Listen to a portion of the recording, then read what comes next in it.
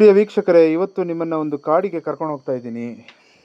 ಏನಪ್ಪ ಬೆಳಗ್ಗೆ ಇವನು ಹಿಂಗೆ ಹೇಳ್ತಾ ಇದ್ದಾನೆ ಅಂದ್ಕೊಂಡ್ರಾ? ಎಸ್, ನಾನು ಹಾಕಿರೋ ವಿಡಿಯೋನ ಕೊನೆಯ ತನಕ ನೋಡಿದ್ರೆ ನಿಮಗೆ ಉತ್ತರ ಸಿಗುತ್ತೆ. ಈ ವಿಡಿಯೋದಲ್ಲಿ ಏನು ನೋಡ್ತಾ ಇದ್ರಿ, ಇದು ಶೃಂಗೇರಿಯಿಂದ ಹೊರನಾಡಿಗೆ ಹೋಗುವಂಥ ಮುಖ್ಯ ರಸ್ತೆ.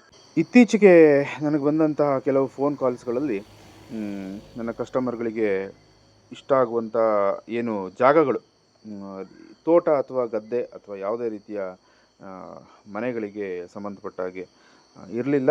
ಈ ರೀತಿ ಕಾಡಿನ ಜಾಗಗಳನ್ನು ತೋರಿಸಿ ನಾವು ಹೊಸದಾಗಿ ತೋಟ ಮಾಡ್ಕೊಳ್ತೀವಿ, ಇಲ್ಲ ಗೆಸ್ಟ್ ಹೌಸ್ಗಳಿಲ್ಲ ಫಾರ್ಮ್ ಹೌಸ್ಗಳು ಮಾಡ್ಕೊಳ್ತೀವಿ ಅಂತ ಸಾಕಷ್ಟು ಜನ ಕೇಳಿದಿರಿ. ಅಂಥವರಿಗಾಗಿಯೇ ಈ ವಿಡಿಯೋನ ಮಾಡಿದ್ದೀನಿ.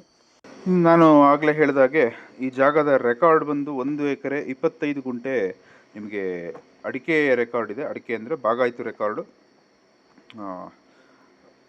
ಸದ್ಯದಲ್ಲಿ ಯಾವುದೇ ತೋಟ ಇಲ್ಲ.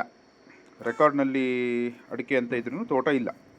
ಈ ಭಾಗದಲ್ಲಿ ಕಾಫಿ ತುಂಬ ಚೆನ್ನಾಗಿ ಇಳುವರಿ ಬರೋದ್ರಿಂದ ಕಾಫಿ ತೋಟ ಹೊಸದಾಗಿ ಕಾಫಿ ಅಥವಾ ಪೆಪ್ಪರನ್ನು ತುಂಬ ಚೆನ್ನಾಗಿ ಮಾಡ್ಕೊಳ್ಬೋದು.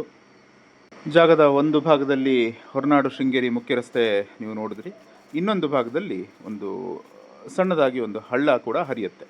ಹಾಗಾಗಿ ಇದೇ ರೀತಿಯ ಒಂದು ಹೋಮ್ ಸ್ಟೇ ಪರ್ಮಿಷನ್ ಏನಾದರೂ ಸಿಕ್ಕಿದ್ರೆ ಹೋಮ್ ಸ್ಟೇ ಕೂಡ ಮಾಡುವಂಥ ಜಾಗ ಇದು.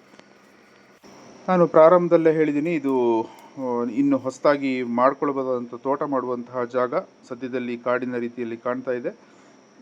ಫ್ಯೂಚರಲ್ಲಿ ಈ ನೀವು ವಿಡಿಯೋದಲ್ಲಿ ನೋಡುವಂಥ ಮರ, ಈ ಥರ ಮರಗಳನ್ನೆಲ್ಲ ಇಟ್ಕೊಂಡು ಇನ್ನೂ ಚೆಂದ ಕಾಣಿಸುವಂತಹ ತೋಟ ಅಥವಾ ಹೋಮ್ ಸ್ಟೇಯನ್ನು ಮಾಡುವಂತಹ ಜಾಗ ಇದಾಗಿರುತ್ತೆ.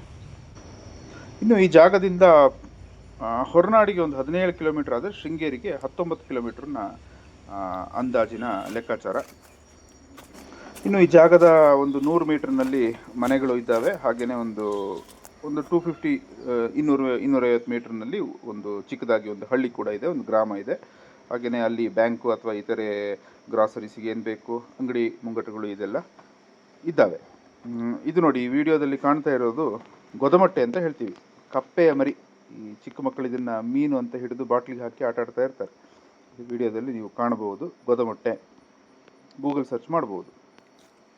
ಇದೆ, ನಾನು ಆಗಲೇ ವಿಡಿಯೋ ಮಧ್ಯದಲ್ಲಿ ಹೇಳಿದ ಹಾಗೆ ಜಾಗದ ಇನ್ನೊಂದು ಭಾಗದಲ್ಲಿ ಈ ರೀತಿ ಹರಿಯುವಂತಹ ನೀರಿನ ಒಂದು ಸಣ್ಣ ಹಳ್ಳ ಇದೆ. ಇದೇ ಹಳ್ಳವನ್ನು ಬಳಸ್ಕೊಂಡು ನೀರಿನ ಸೌಕರ್ಯ ಕೂಡ ಮಾಡ್ಕೊಳ್ಬೋದು. ಪಕ್ಕದಲ್ಲಿ ಒಂದು ಬಾವಿ ಮಾಡಿಕೊಂಡ್ರೆ ಇನ್ನೂ ಉತ್ತಮ.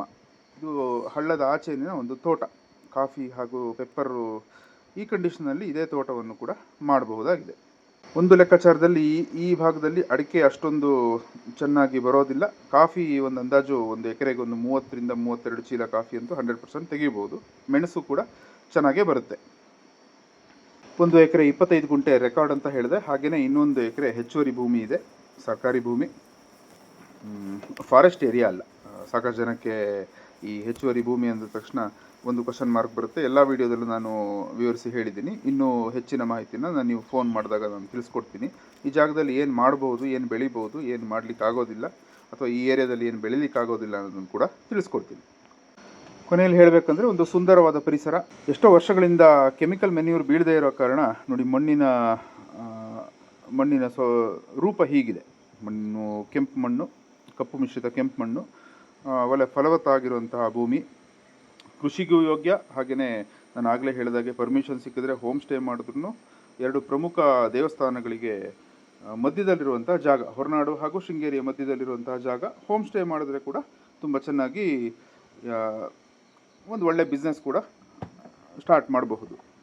ಇನ್ನು ಇದರ ಆಸ್ಕಿಂಗ್ ಪ್ರೈಸ್ 35 ಲಕ್ಷ ಓನರ್ ಕಡೆಯಿಂದ ಆಫರ್ ಮಾಡ್ತಾ ಇರುವಂಥದ್ದು. ಸ್ವಲ್ಪ ಹೆಚ್ಚು ಕಮ್ಮಿ ಆಗಬಹುದು, ಆಗದೇ ಇರಬಹುದು. ಯಾರಾದರೂ ಇಂಟ್ರೆಸ್ಟ್ ಇದ್ದು ಬೈ ಮಾಡುವಂಥವ್ರಿದ್ದರೆ ದಯವಿಟ್ಟು ನೇರವಾಗಿ ನಮ್ಮ ನಂಬರ್ಗೆ ಫೋನ್ ಮಾಡಿ. Thank you.